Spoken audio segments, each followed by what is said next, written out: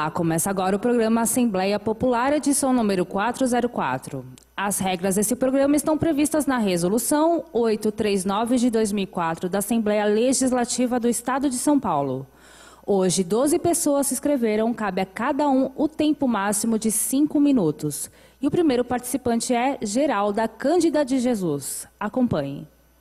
Geralda Cândida de Jesus, estou mais uma vez aqui nessa tribuna popular para dizer alguns fatos sobre as leis que os parlamentares, ou que seja, os políticos, aplicam certas leis que a maioria que precisa de funcionar, não funciona, e a que não precisa, que põe para ser funcionada.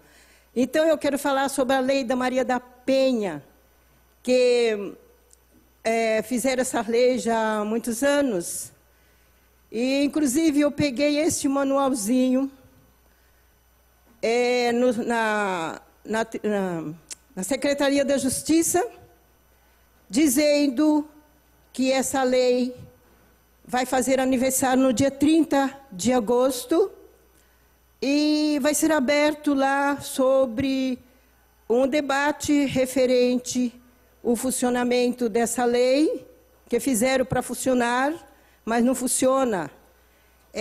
As pessoas que... A maioria dos presidiários são mulheres.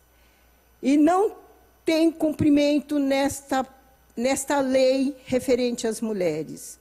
E o que eu quero dizer é que também nos postos de saúde a gente pega algumas informações sobre respeito e desrespeito daquilo, e depois colocaram sobre o respeito da lei da comunidade referente ao LGBT, que é uma lei que os homens fizeram para ser respeitado, que é contra a lei de Deus. Então, e a gente é obrigado escutar aquelas coisas e ter que aceitar, maioria de homens e mulheres deixando as suas famílias para unir um com o outro. Isso é uma coisa absurda. É uma coisa absurda das leis que fizeram, que não pode discriminar, que tem que aceitar, enfim. Então, a gente tem que ignorar, sim, essas coisas, porque não é assim que Deus deixou essa lei. Ele deixou tudo certinho para que seja obedecido. E quantas famílias destruídas, quantos jovens estão destruídos. As pessoas reclamam momentos e momentos por causa dessa lei que fizeram. Então, o que eu quero dizer é que muitas mulheres, ou que seja, os presídios estão superlotações. Por quê? Os menos culpados estão lá sendo cancerados. E os mais culpados estão aí matando, destruindo, retalhando, enfim, derramando sangue dos seres humanos, que isso deveria de ser punido e não está sendo. E o que eu quero falar também, que as mulheres, que às vezes nos presídios, que se engravidam, teve um deputado que foi falar referente dela ser gemada para ir dar luz à criança. Falaram que ia fazer, interromper essa lei, que é um momento muito delicado que a mulher tem, e vai passar aquela humilhação, aquele vexame, aquela angústia. E quando acaba, só falam, mas não se cumpre com o que falam. Então, essa é a minha revolta que está aqui. Estou expressando a minha indignação, porque nós precisamos de mudar a política, porque aplicam certas leis que precisam de cumprir, não se cumpre. Só fala que respeita, respeita, respeita, e a gente não está vendo nenhum respeito. Referente à saúde, referente à criminalidade que toma conta do nosso país. Falando sobre a Cracolândia, que tem no centro de São Paulo, está em todos os bairros, provocado por quem? Por política. Que teve um deputado que foi liberar as drogas. Então, é isso que eu estou aqui reivindicando, que nós temos que acabar com isso. A política precisa de mudar, e quem que tem que mudar a política somos nós. Porque na época de eleição, Eles fazem, aí enganam o povo a tocos de direito, quando chega no poder, não se cumpre com aquilo que precisa ser cumprido. Na próxima oportunidade, estarei falando novamente mais algum ato que precisa de ser falado. Obrigado por essa oportunidade. Próximo participante, Clemilda Estela Teixeira. Boa tarde a todos. Hoje eu vou começar agradecendo. Eu preciso agradecer ao padre Ney Oliveira por ter se referido a mim de maneira tão gentil, como ele se referiu no programa passado. Quero agradecer também ao Vampiro. O Vampiro já deu uma voada, não está aí na plateia, mas ele volta, porque ele trouxe Eduardo, a Cida Furacão, a Regiane e a Thelma, lá da Zona Leste. Gente nova para oxigenar o programa, gente boa qualidade. Eu estou agradecida. Agradeço ao Vampiro, agradeço a todos vocês pela presença. Hoje eu quero me referir a um candidato que está surgindo aí com tudo, que se fosse hoje a eleição, com certeza ele seria eleito. Eu não faço política partidária, eu sempre critico quem está no poder, porque é ele que pode resolver, né? Eu não posso reclamar de alguém que nem entrou, então eu reclamo do Alckmin, reclamo do Dória, porque eles estão lá. Hoje eu vou falar especialmente com esses eleitores desse candidato, do Prende e Arrebento, que todo mundo sabe quem é. É aquele candidato que é a favor da tortura, e é contra gay, é aquele candidato bem radicalzão da direita. Mas, como Deus é brasileiro, se ele vier, seja o que Deus quiser, né? Às vezes o veneno é aquele que resolve o problema. Porque a diferença entre o veneno e o remédio é a quantidade que você toma. Se você tomar muito remédio, ele vira veneno. Então, para mim, nesse momento, é um veneno, mas Deus sabe, se ele vier, eu vou torcer para ele acertar, não vou torcer para ele não acertar. Eu sempre torço para quem ganha acertar, não torço contra, porque não vou torcer contra o Brasil. Interessante que eu entrei em várias páginas desse candidato, que ele não é oficialmente, mas todo mundo sabe que ele vem com tudo, né? Esse candidato que está por aí, ele parece que é qualquer coisa do Exército, ele é da ala mesmo, da direitona. Entrei na página desse pessoal, todos eles, falando em relação àquele adolescente de 17 anos, que teve a testa tatuada. Duas pessoas pegaram o adolescente e escreveram ladrão, vacilão, na testa dele. Uma coisa horrorosa, uma violência assim, inexplicável, mas o pessoal adorando, achando que tem que matar, tem que arrebentar, tem que arrancar a mão, tem que torturar até que o cara implore pela morte, essas coisas, né?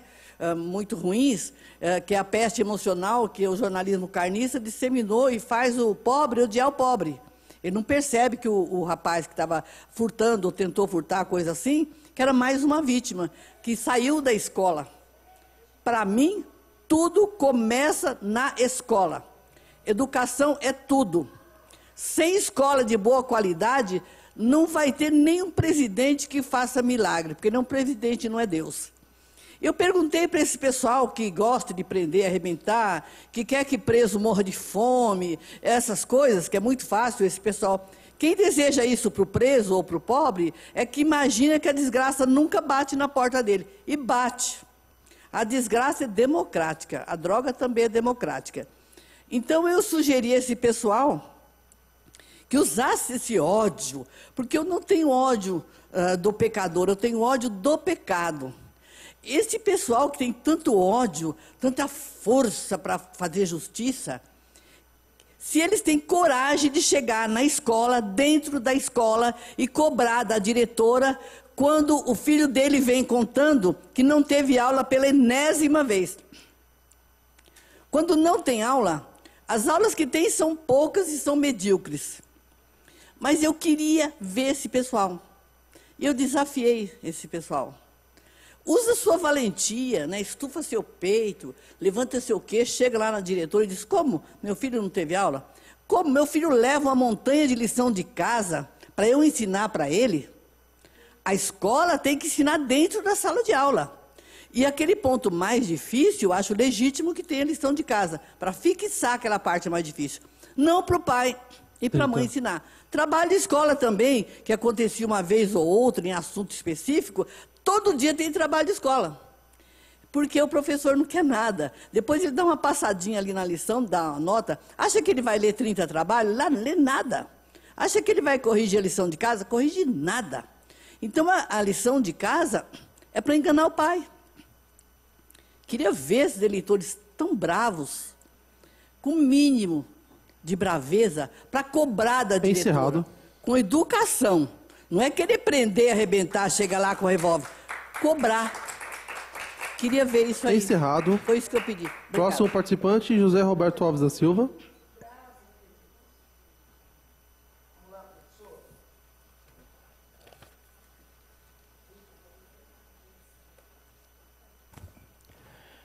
Olá a todos. Eu não gosto de citar a questão bíblica porque eu acho que é coisa de fé, e fé alguns têm e alguns não têm. Mas na Bíblia tem um versículo que diz o seguinte: você enxerga o cisco no olho do teu irmão e não tira a trave do teu olho. Eu quero me referir isso ao sistema de comunicação no Brasil, que é cada vez mais elitizado e restrito, porque agora nós temos só 3 ou 4 redes de rádio, por exemplo, que são donas de todo o meio de comunicação no Brasil, porque a concessão, ela tem sido política. E o jornalismo profissional dessas grandes redes não informa a verdadeira realidade dos fatos. Ela é escondida conforme o interesse dos seus financiadores. E aí nós vemos as grandes figuras.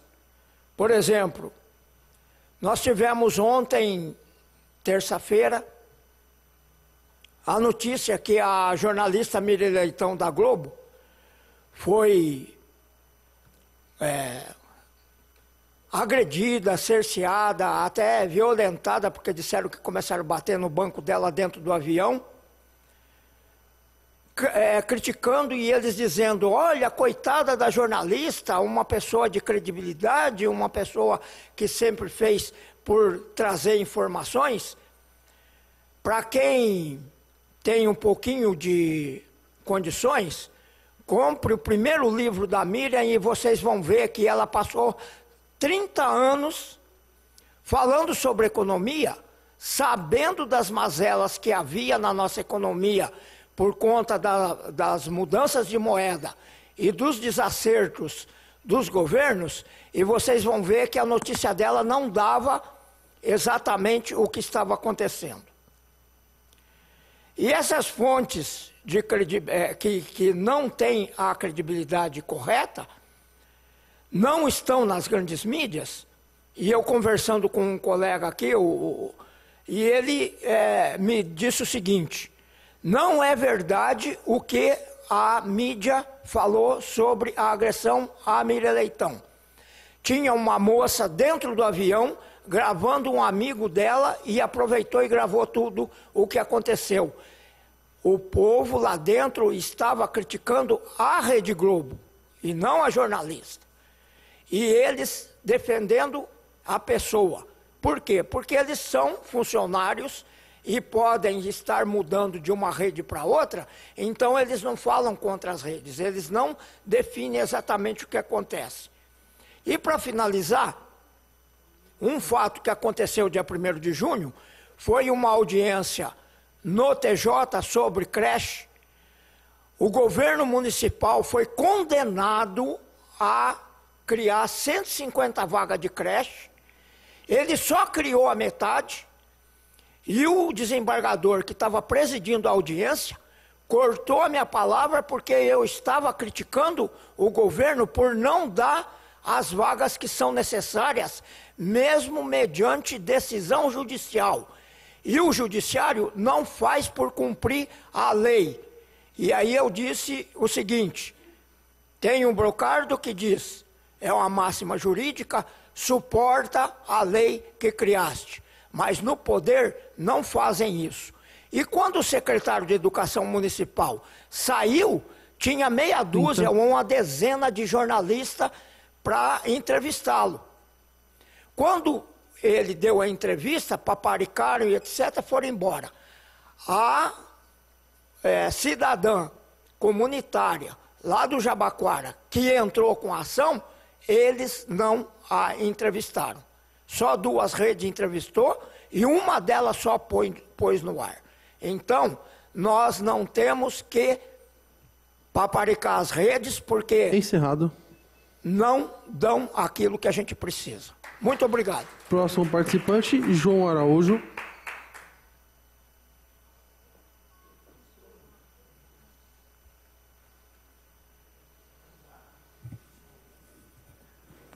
Senhores e senhoras, boa tarde. Mediante o parasitismo que se encontrou no Brasil, eu vou falar do trem-bala japonês. O trem-bala japonês, em 2006, eu passando no Largo da Concórdia, eu vi lá o jornal, trem-bala do Brasil. Era o governo do Rio de Janeiro, Cabral, o famoso Cabral. Ele foi ao Japão e ele queria, no centenário da migração japonesa para o Brasil, ele queria trazer um trem-bala do Rio de Janeiro a São Paulo até Campinas. Mas aconteceu que ele movimentou e a coisa estava indo, e ele parecia que ele estava bem intencionado, mas não tendo apoio das autoridades competentes, ele, não sei porque carga d'água, porque idealismo não era vigarismo mesmo.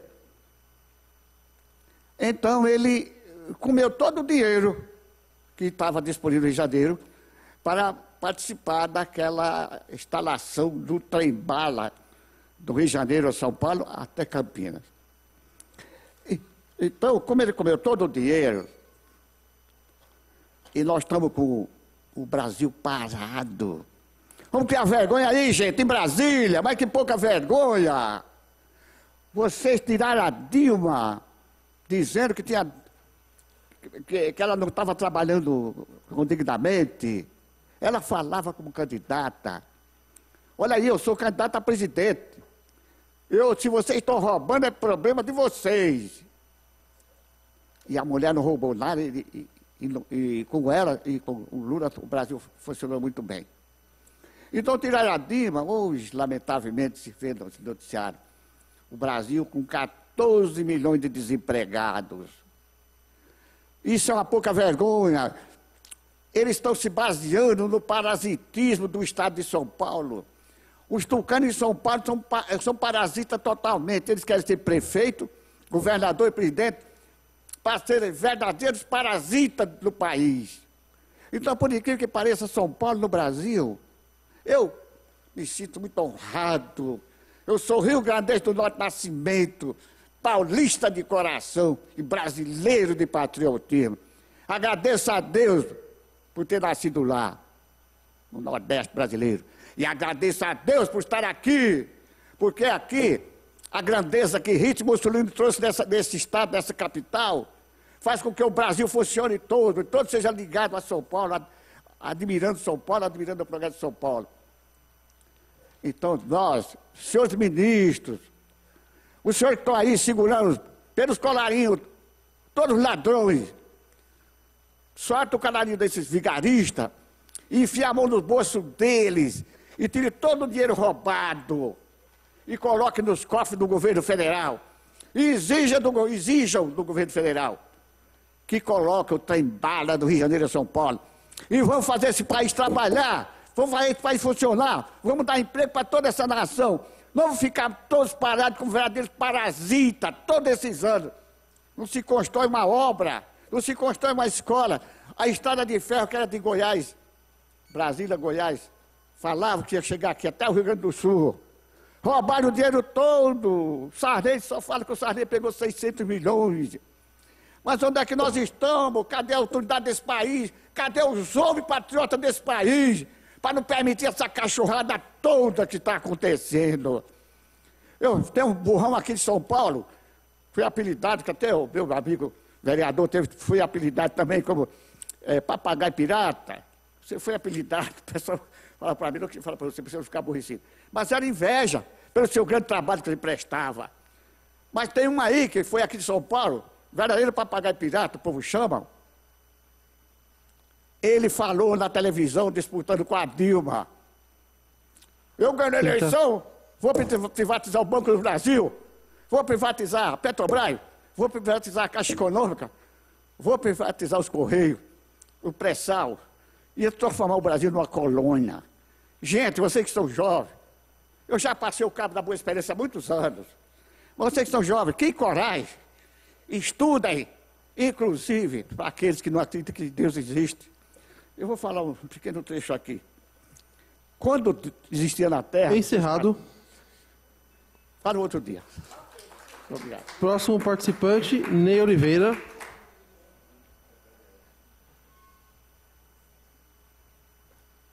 Eu sou Ney Oliveira, cidadão, mas hoje eu vou puxar a orelha da pastora Geralda, porque ela falou sobre os LGBTI, diz que Deus não gosta que... Olha, leia os evangelhos, vai ver que Jesus não se preocupou com sexualidade.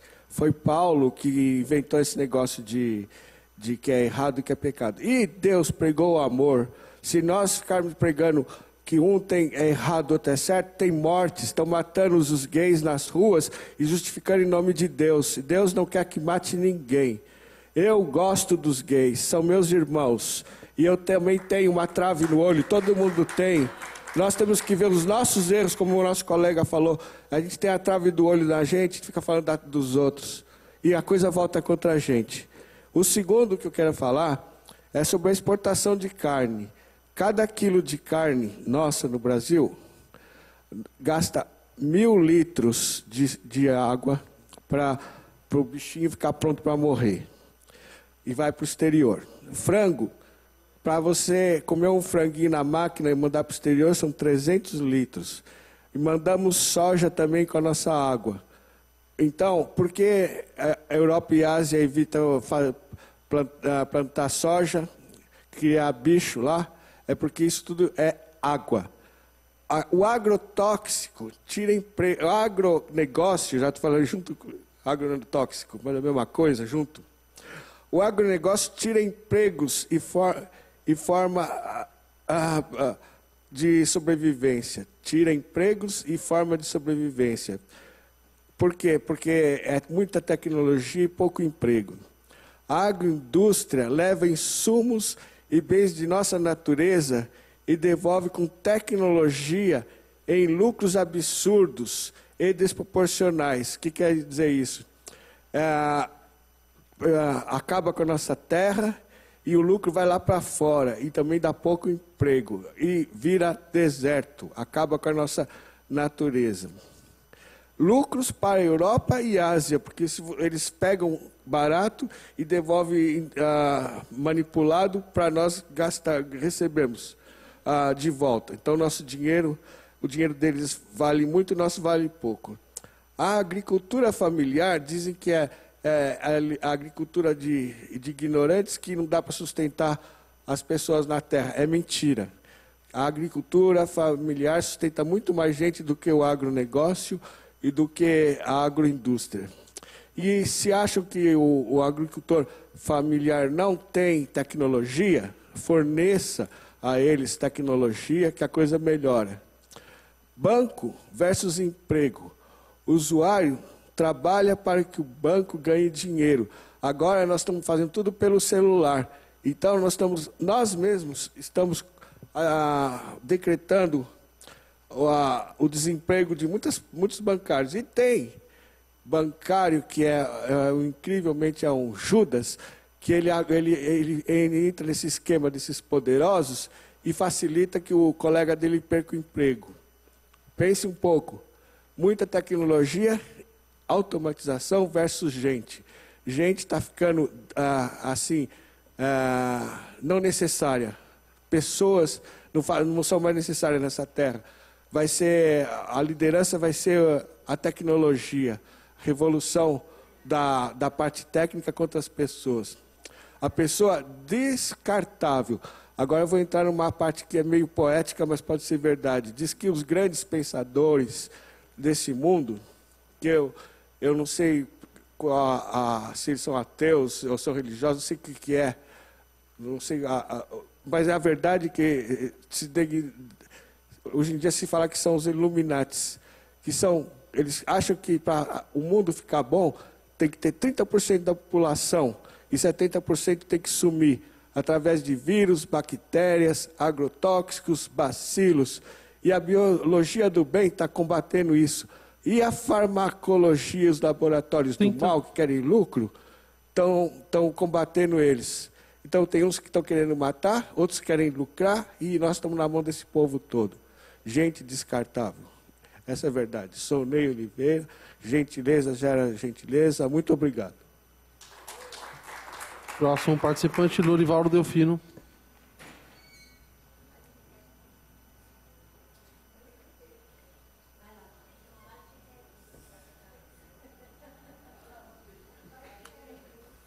Eu adoro isso aí. Boa tarde a todos, boa tarde à mesa, boa tarde, senhores deputados. É com muita honra e com muito prazer que eu vou dizer para os senhores deputados, para os 94, o quanto canalhas é a maioria de vocês, o quanto pilantras é a maioria de vocês. Salvo as exceções, eu vou passar com o maior prazer o que vou dizer aqui, que graças a essa TV, a Assembleia Popular e a cada cidadão que está aqui, conseguimos fazer na Câmara que todo o gabinete tenha equalizado os salários. Nasceu daqui, nasceu do Ministério Público, nasceu de um idiota com dente de vampiro e olho de babaca. O povo tem poder. Toma cuidado, seus deputados, porque estamos atacando também aqui a Assembleia, principalmente para você que é assessor. Aliás, temos 2 projetos, um para a Câmara e um para a Assembleia. Lá fora, quando você entra aqui dentro, tem lá o nome de todos os deputados, como na Câmara.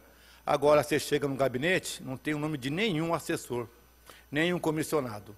E a semana passada estávamos aqui com o Edu Ross para falar sobre o animal, sobre o estatuto do animal, e um animal deputado que fala dos animais, coitadinhos, agiu como animal, não ele e seus assessores, colocaram o Edu Ross para correr.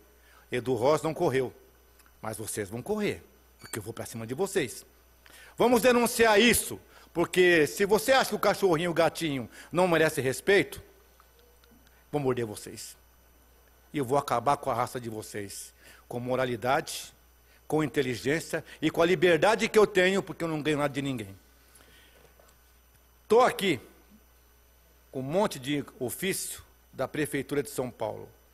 Isso aqui são ofícios que foram ditos, que foram feitos e não foram feitos. Volto a bater no mesmo tema. Você tem assessor para ir na sua casa, para dizer estamos juntos, você tem assessor para ir cobrar você, e nas eleições é um monte de assessor. Aspone, auxiliar de porcaria nenhuma. Senhores assessores, vencemos na Câmara, vamos vencer aqui na Assembleia, assim também lá na Câmara dos Deputados. Porque cada um que está aqui dentro, cada cidadão, e nós provamos, como um cidadão comum, água mole em pedra dura, tanto bate até que fura. Foi uma denúncia, não acataram. Levamos para cada deputado, para cada vereador, e vocês têm aí, todos vocês. Pode procurar que tem encaminhamento meu aí. Aquele que falar que não tem, me chame. E eu provo para você, na palavra, na inteligência. Se for na porrada, melhor ainda, que eu sou bom de porrada. Eu sei apanhar. E quem sabe apanhar, sabe bater.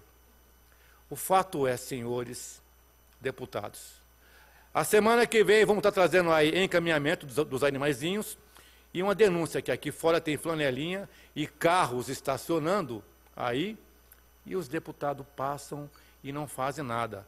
ênfase, senhor presidente. Vamos reclamar isso com o senhor.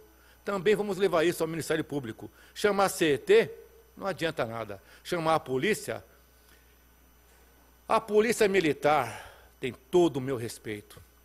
Estamos pela PEC 300 e é o único cidadão efetivo que você chama para te salvar. Primeiro você ora para Deus, socorro, me salve. Diz que o 90 e chama a polícia. Agora chama um assessor para te ajudar. Ele bate nas suas costas. Então, para você também que mete o pau na polícia, bandido bom é bandido morto. Bandido bom é bandido morto. Doa a quem doer, porque eu, melhor que ninguém, sei o que é morar em periferia. Sei o que é realmente as pessoas serem o que são. Cremilda está certa. As escolas, está lá. Mas você, cidadão, está fazendo o quê? Não está fazendo nada. Acabo de mostrar aqui que nós temos força. Nós. E eu só sou um cidadão comum. Para quem gostou, muito obrigado. Para quem não gostou, vá para o inferno. Próxima participante, Regiane Rodrigues.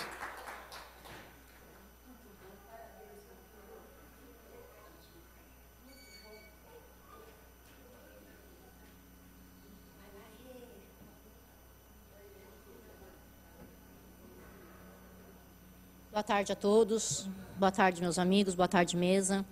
Bom, meu nome é Regiane, sou cidadã e mais uma vez eu vou bater na mesma tecla. Sou mãe, sou amiga, sou comunidade e hoje eu venho aqui mais uma vez pedir ao senhor secretário Alexandre Schneider que me ouça. Abra uma escola que fecharam em dezembro de 2016 e até agora nada. E venho também hoje fazer um apelo para quem comanda, para quem fiscaliza as escolas. Tenho 2 meninas no ensino médio. Uma delas tem um problema sério de enxaqueca crônica. E há 15 dias vem me reclamando que há adolescentes na sala dela fumando maconha dentro da sala, dentro dos banheiros da escola. A escola é responsável. Hoje eu aprendi aqui com algumas amigas minhas que aqui estão presentes, que a escola é responsável, que se tem droga dentro da sala de aula, é porque a aula está sendo uma droga. Então eu quero justiça, eu quero que vocês, governantes, ministros, secretário de educação, ponham fiscalização dentro da escola.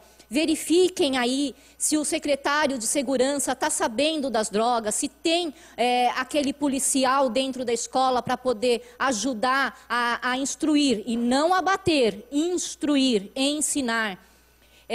Eu venho tanto pedindo, né, para o Alexandre Schneider me ouvir, deixar eu ajudar na comunidade com a escola que está fechada.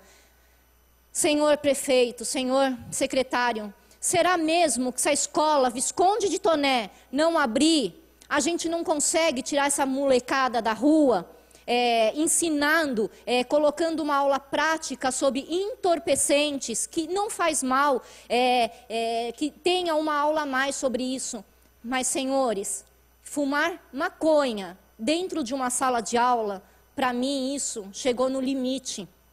Eu não quero as minhas filhas cheirando a fumaça da maconha. Eu não quero minhas filhas vendo como é que faz para bolar a maconha. Eu não quero isso para minhas filhas. O dever do professor e do diretor é ensinar, é educar. Não adianta mandar ir para a sala de aula e não ter nada. Ontem a minha filha não teve uma aula. Foram todas aulas vagas. Para quê? Para quê? Ela tem que ir, porque senão ela fica sem nota. Ela vai, ela não tem professor. Vocês mandam um provão do Estado? O que o provão do Estado faz de nota? O que está ensinando o provão do Estado? Diretores, secretário, prefeito, eu vou ser chata, porque eu sou brasileira e eu não vou desistir. Eu quero a escola Visconde de Toné aberta, eu quero segurança nas escolas, eu quero fiscalização dentro das escolas, eu quero que vocês entrem e falem sobre a droga, ensinem sobre a droga, falem para as crianças que esse não é o caminho. Eu sou cidadã, sou só uma mãe, eu agradeço a todos e obrigada. Próxima participante, Maria Aparecida Vieira.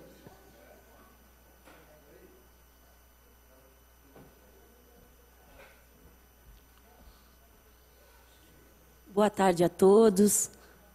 Boa tarde, mesa. Beijo, Du, Thelma, Rê, falou super bem, parabéns. Cremilda, Ney, beijo. Uma simpatia vocês dois.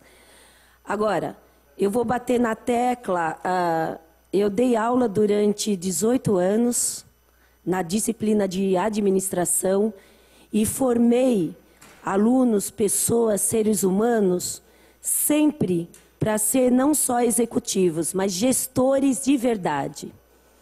Para dar um banho nesses gestores que são de imagem. Eu vou exemplificar. Existe uma blindagem muito grande. A gente tem que mirabilizar, tem que se humilhar, ligar várias vezes para conseguir falar com um chefe de gabinete ou mesmo uma secretária do Dória. Quando o Dória começou, eu pensei que ele vinha até na minha casa.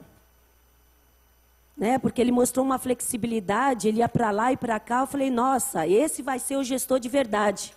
Aquilo que eu ensinei para os meus alunos. Né? Mas não, pelo contrário, ele só vai aonde ele quer. Você não consegue, de jeito nenhum, acesso com ninguém. A blindagem é 100%. Então, tudo aquilo que foi mostrado é mentira, não é verdade. Não existe realmente essa coisa de gente. Como você falou, Ney, a tecnologia nunca vai substituir o trato com as pessoas. Nunca. Então, é uma pena nós líderes que estamos fazendo um trabalho lindo na nossa comunidade, saber que nunca nenhum prefeito quis saber o que a gente faz. Porque a gente não consegue falar com eles. A gente tem que se humilhar, mas na hora de votar, a gente conseguiu votos para eles, para todos. Eles sempre estão usando a gente. Está na hora do chega de usar a gente. Ao mesmo tempo que eles levam gente, que tem toda essa disponibilidade de levar, eles têm que pegar a gente que está aqui, ó, perdendo o nosso tempo. Perdendo o nosso tempo. Mas é por amor.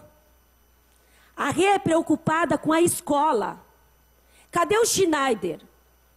Eu tenho um CEL Parque do Carmo que está sendo feito, que pararam as obras. Eu não consigo agenda com o Schneider. Já liguei lá para falar com ele, tem que falar com 20 moças.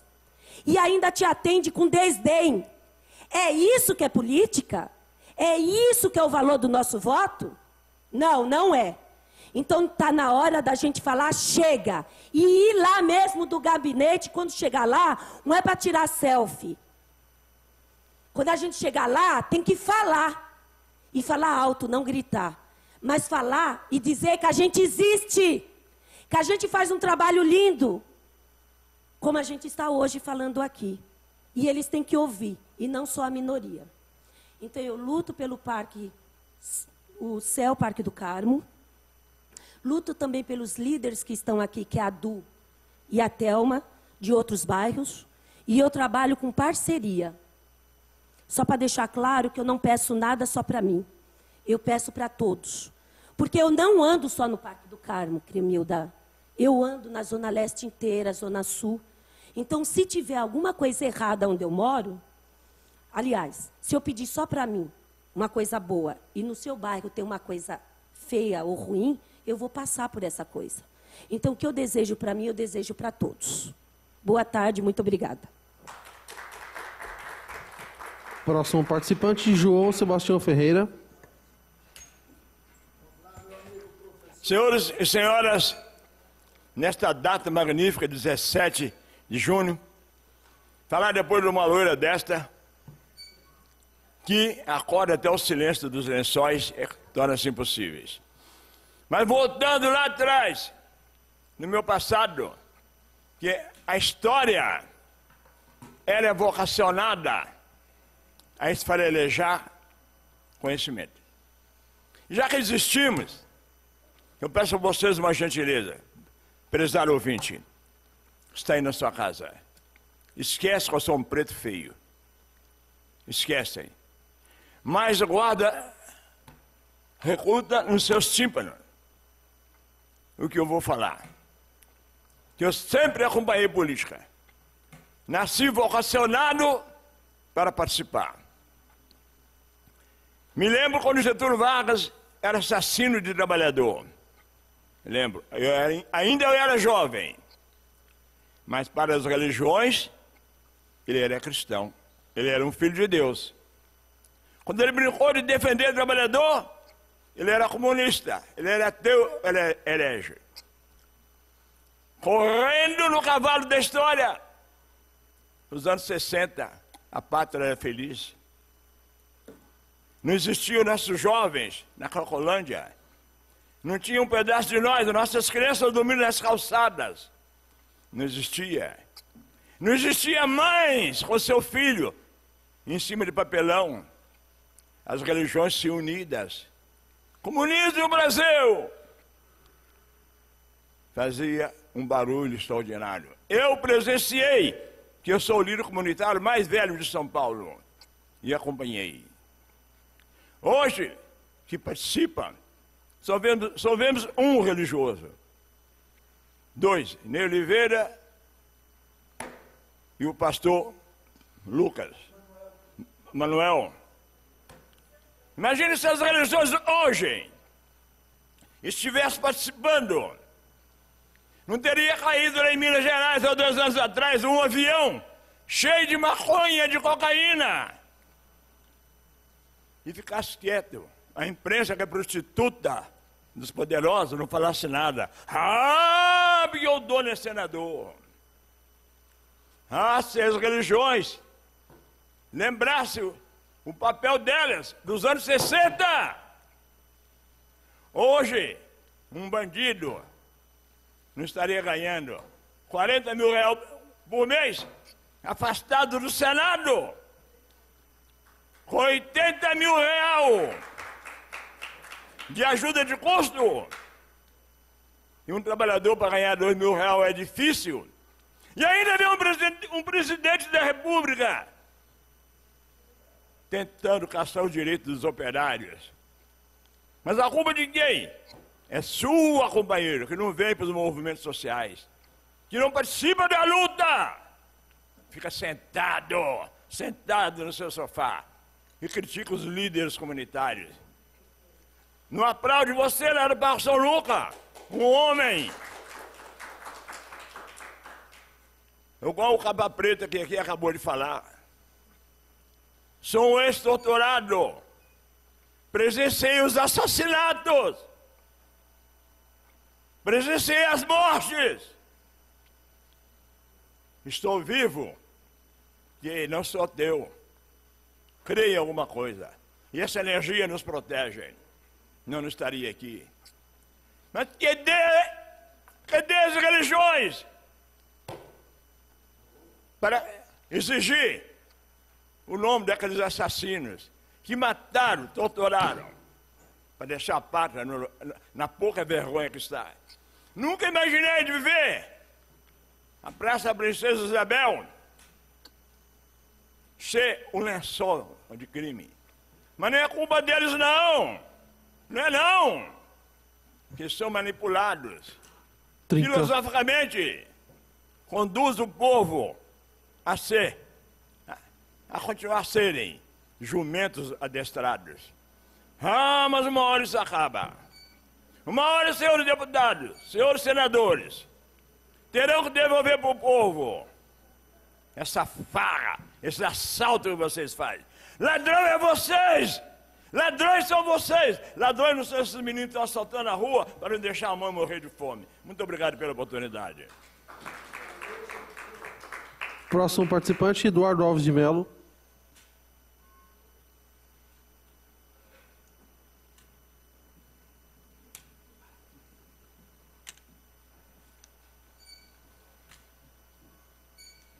Bom dia a todos, bom dia à mesa.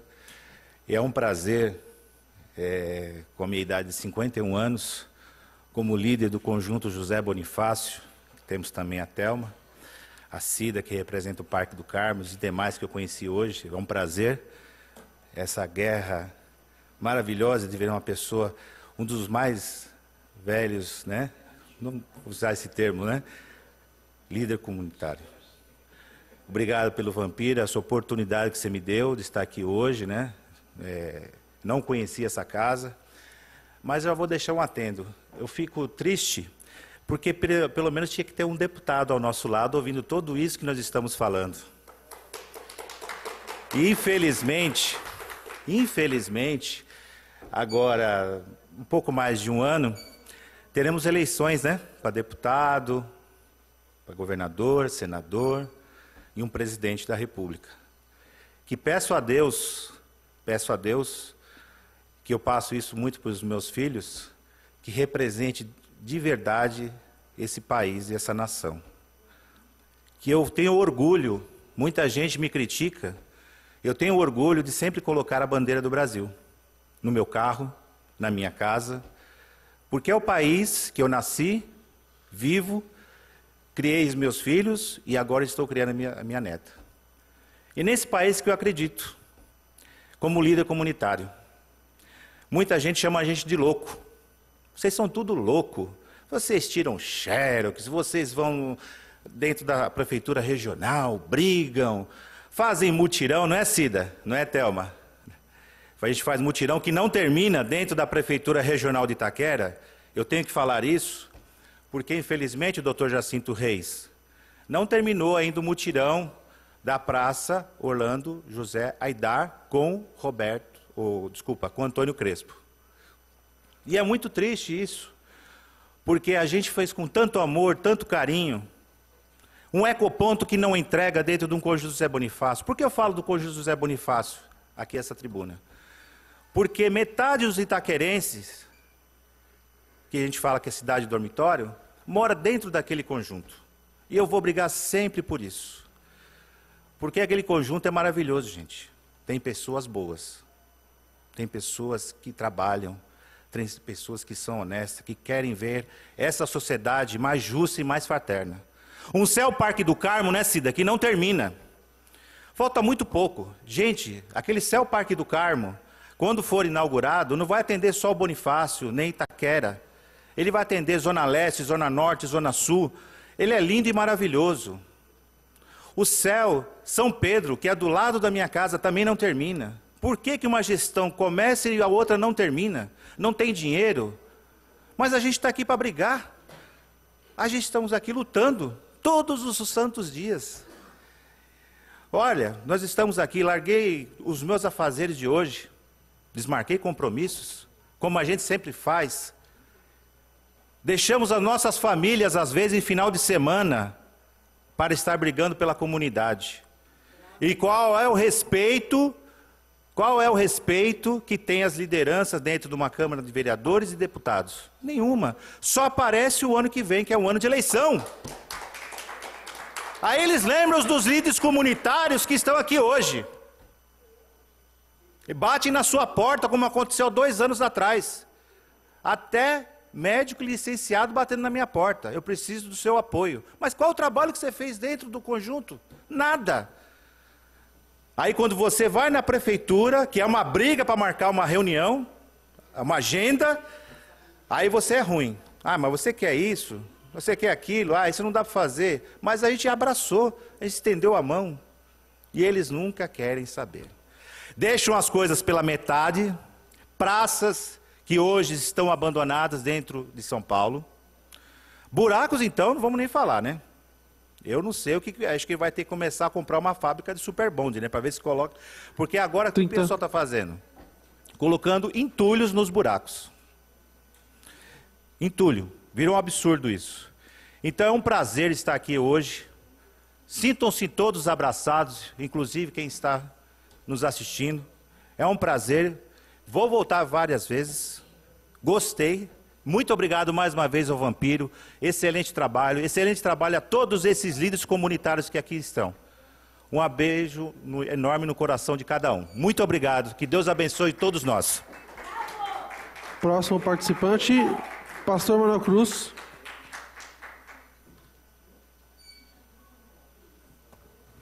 Em primeiro lugar, eu quero agradecer ao meu Pai Deus por mais essa grande oportunidade que Ele está nos dando para mim e para todos os demais colegas que já falaram antes de mim.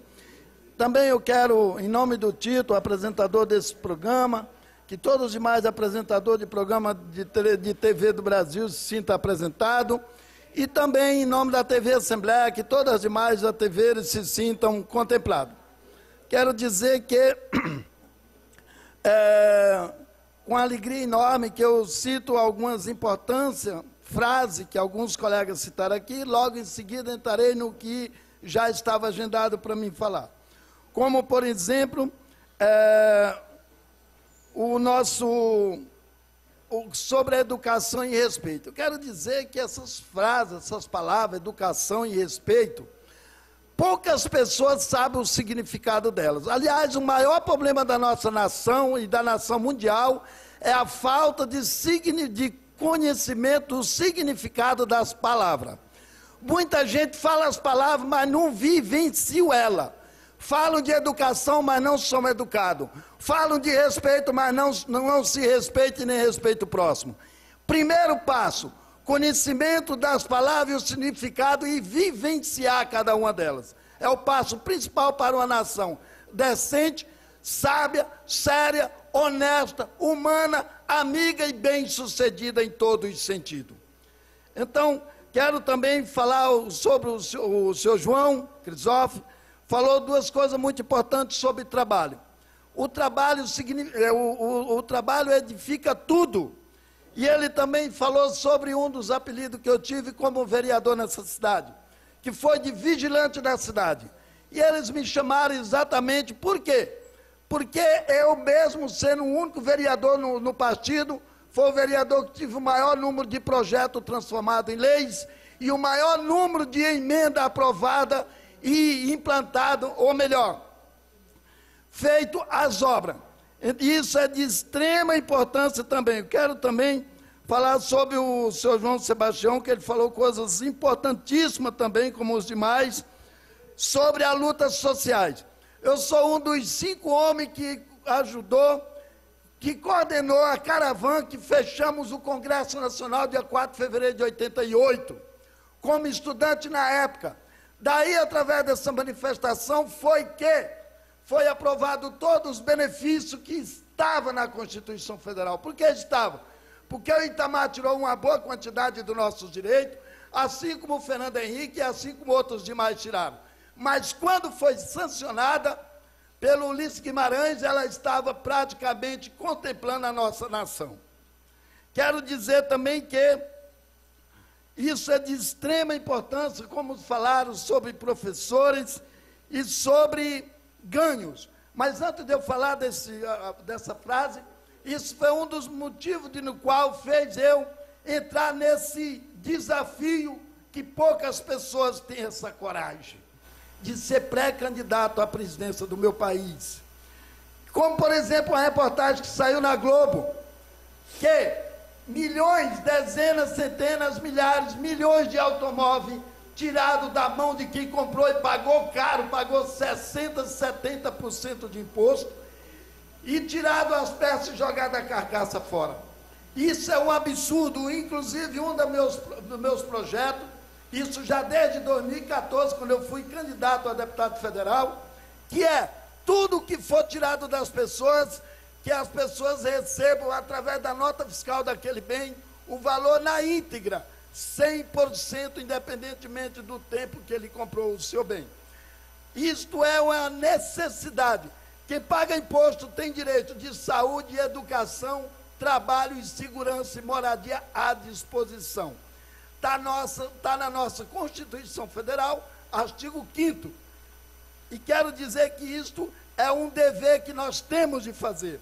Outra coisa também que nós precisamos é exatamente sobre os ganhos, como citaram os professores, o nosso GCM, a segurança.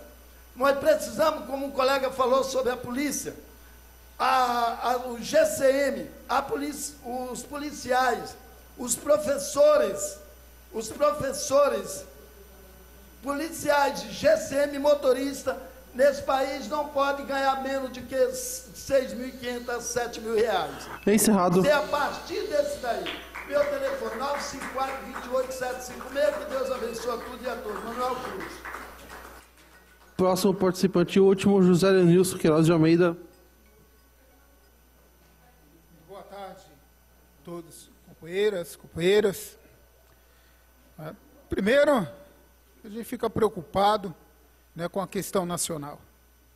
Preocupado porque a gente vê que o judiciário hoje está fazendo mais política do que os próprios políticos. Mais politicagem. Isso é uma vergonha. Tem um personagem lá na Praça é Nossa, lá o João Plenário.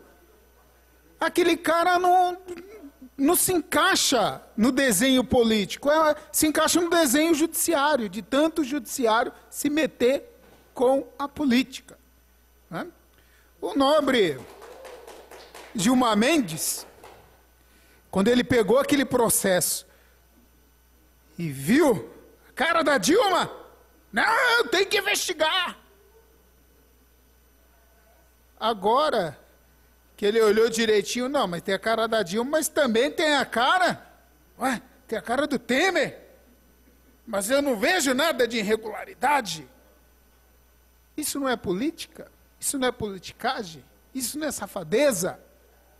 Né? Será que o Brasil está se nivelando? É por baixo. Entendeu? O país virou o país do mais esperto, do trombadinha, do batedor de carteira, aliás, do maleiro. Hoje o sonho da molecada não é mais ser jogador de futebol, é carregar mala para um desses presidenciáveis, para um parlamentar. Porque, infelizmente, a coisa está assim.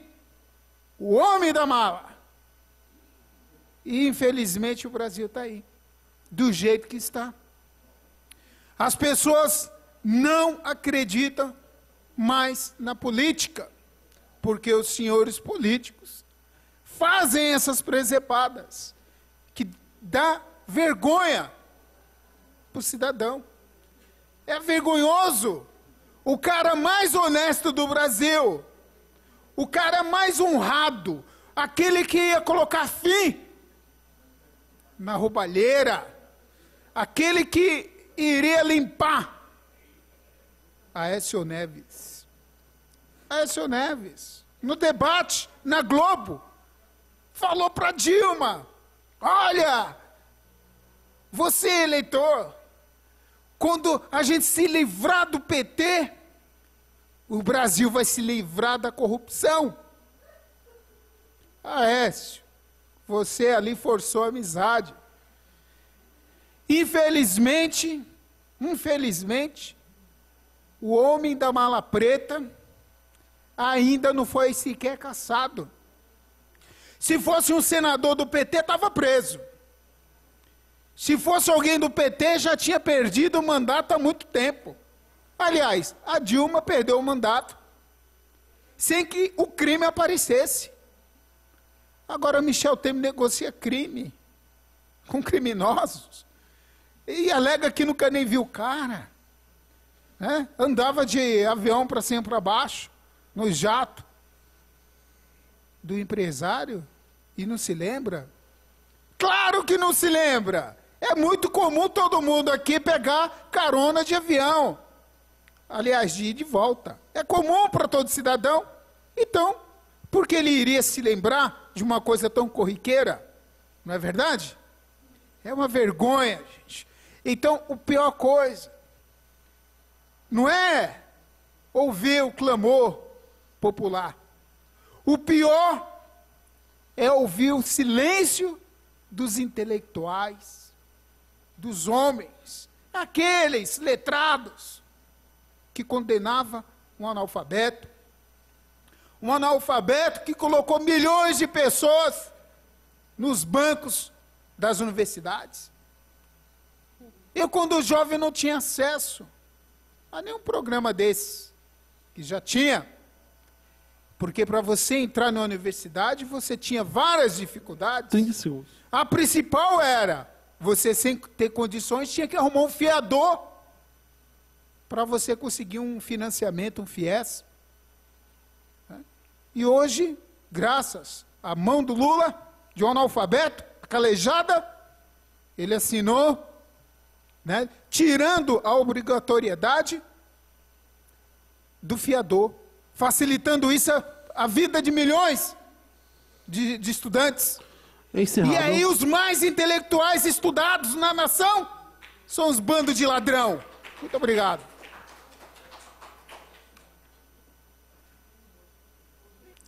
O programa Assembleia Popular é gravado às quartas-feiras a partir do meio-dia. Para participar, os interessados precisam se inscrever entre 11h15 e 11h45 no local da gravação.